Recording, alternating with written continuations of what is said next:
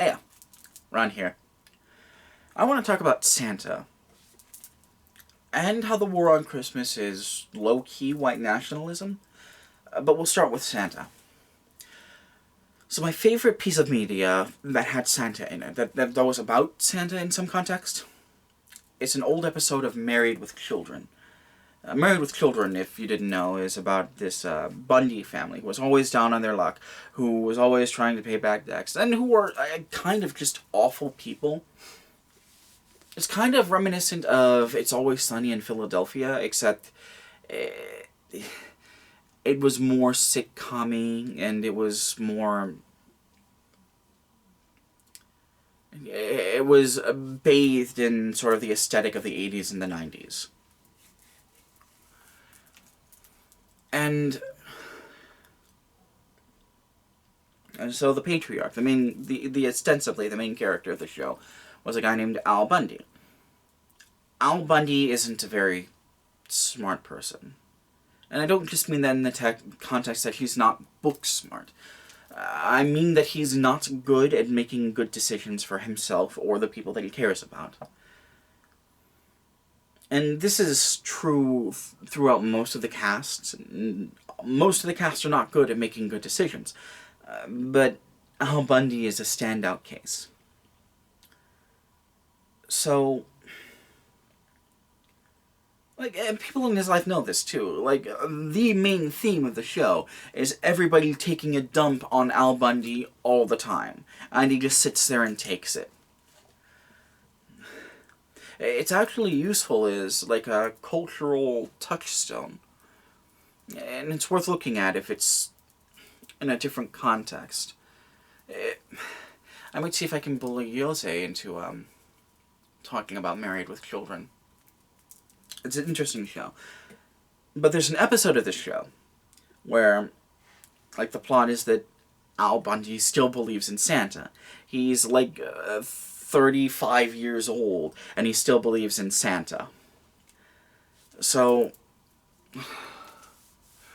he's going around doing his daily things, but he's trying to be a nice guy, and he does this for a few days. He's trying to be this nice person so that he can get something from Santa. And everybody's shitting on him for this. They're even shitting on him more for usual for it. Because, he's a grown-ass man who's been on Earth for 35 years, and he still believes in Santa. And at the end of the day,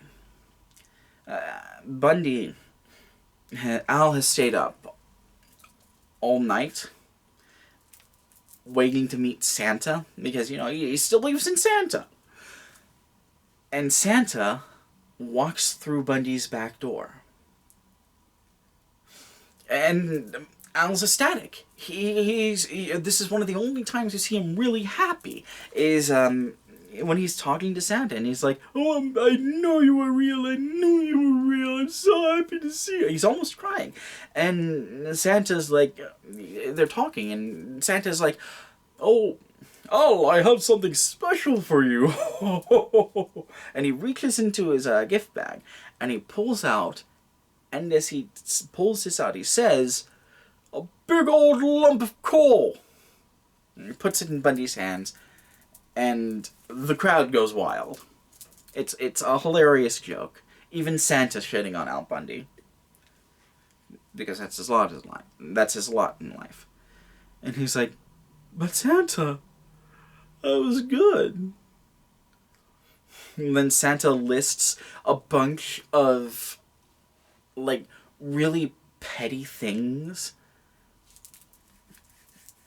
Not petty in the sense that, there were things that Al did, but petty in the sense that it is petty to have made those observations in the first place. One of them is, he closed a door too soon. And Al's just like, "Oh, okay, I guess. I tried, Santa. I tried." And then Santa starts talking about how naughty everyone in Bundy's family is. Listing off things that they did, and how he has lumps of coal for all of them. And that changes things. Al Bundy goes on this tirade to Santa, this person whom he has admired since as far as we can tell, as far back as he can remember, about how him and his family need to survive. And if he has to choose between being a good person or surviving in a world that hates him, which it explicitly does, and how him and his family, if him and his family have to choose between surviving in a world that hates them or being good people, which again, explicitly in the context of the show they do, then they're going to choose to survive. And if Santa doesn't like it, he can shove it.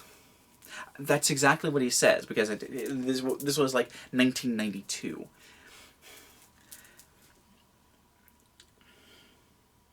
And Santa just laughs it off and walks away and says that he'll be back next year or something. Then it cuts to morning. And in the morning, there are a bunch of presents under the tree. And all of them are from Al. And, like, everyone's surprised, because, again, everyone treats Al like shit. And he sits down, and he puts his arms around his family, and he says, I know you treat me like shit, and I know that I treat all of you like shit. And I know that we're all fucking miserable. But I love all of you. And I need to make sure that you know that. And it's one of the most touching things I've ever seen.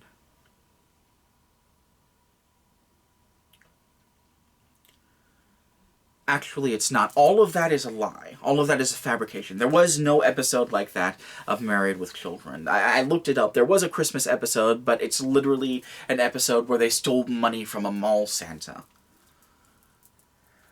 But the closest thing to that is the episodes of Futurama that featured the Mecha Santa. And that's kind of the problem. Santa doesn't just... The idea of Santa doesn't just exist to bring merriment to children. It exists to validate a certain worldview. And it's difficult to even tell what worldview that is.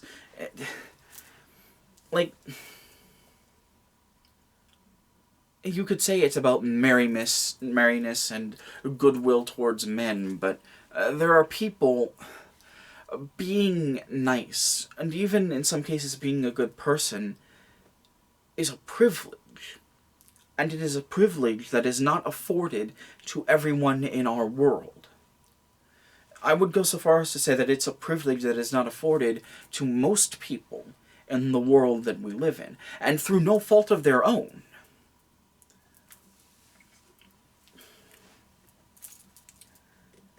Our society values people who not just follow the rules of our society, but emphasize the importance of those things. And I feel like Santa, conceptually, is the anthropomorphic personification of that. Of the idea of validating, of mindless validation of a society. And it bugs the hell out of me. Because our society invalidates the experiences of all kinds of fucking people. All kinds of fucking people. If you're not straight, white, and cisgendered, and Christian, and a dozen other things that I can't think of off the top of my head. Wealthy. If you're not fucking wealthy, then you are not valid in our society. You do not have the validation that society would give to those other people. And I don't have any desire to further validate the worldview of people who can and have and will continue to do harm to me and to the people that I care about. which is the ideology that Santa kind of represents.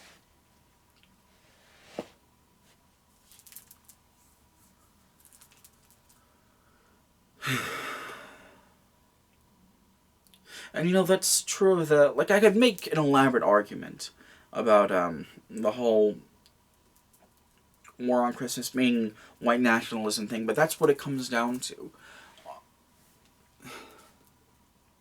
The society that, the capitalist neoliberal society that we live in, only has the space to really validate one worldview.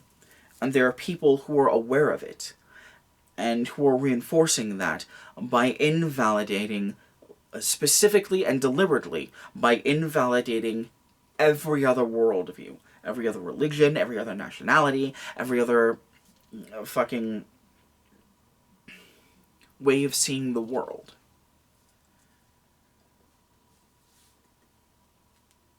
It isn't just that we have a bunch of elderly white men in charge of our society, and it isn't just that those elderly white men are in charge, are making it so that only other elderly white men can be in charge of our society.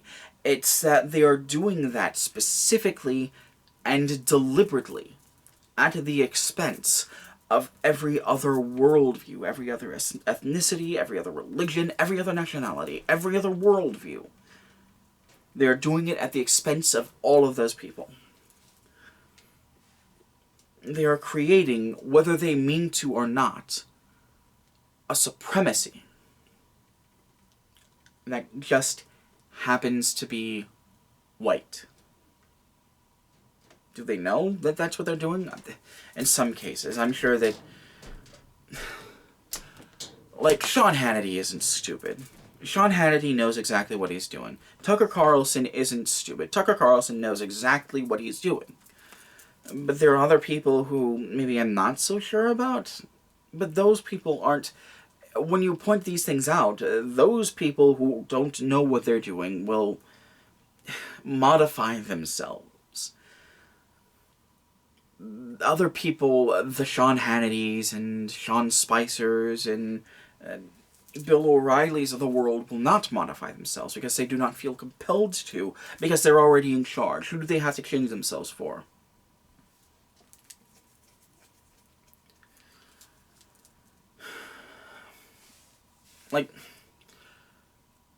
White nationalism doesn't just mean excluding non-white people from having rights. It also means and requires excluding non-white people from places of power. And that includes places of power in a societal sense. The same people who are talking about the war on Christmas are the same people who are talking about forced diversity. And they're the same people who are talking about how fucking Disney is afraid of putting white people in movies or something.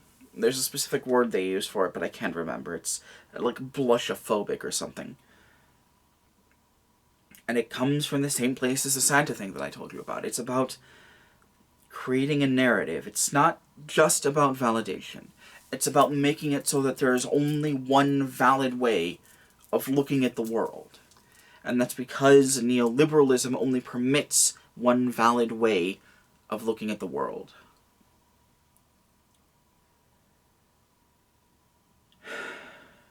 And that's the problem with all of it.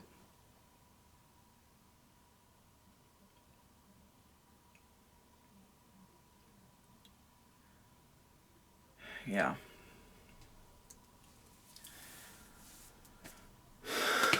That's everything I have to say. I'm all stayed out.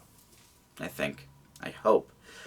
If you found this entertaining or informative, I have a Ko-Fi account that you can donate some money to. Don't feel obligated to. All of these videos that I make are a labor of love. They are important to me. So I'm going to keep doing them whether or not I receive financial support. But every little bit does help. I promise. I also have links to a Curious Cat if you want to ask me questions anonymously. Although if you ask me hateful comments, they will be deleted. I don't respond to hateful comments unless there's an interesting observation I can make through them. You can also comment in the video itself. I don't close off comments. I also have a Twitter if you want to interact with me there. Although I don't know why you would. Twitter's not a nice place. So yeah. Until we get there, take care of yourselves, alright? And happy holidays!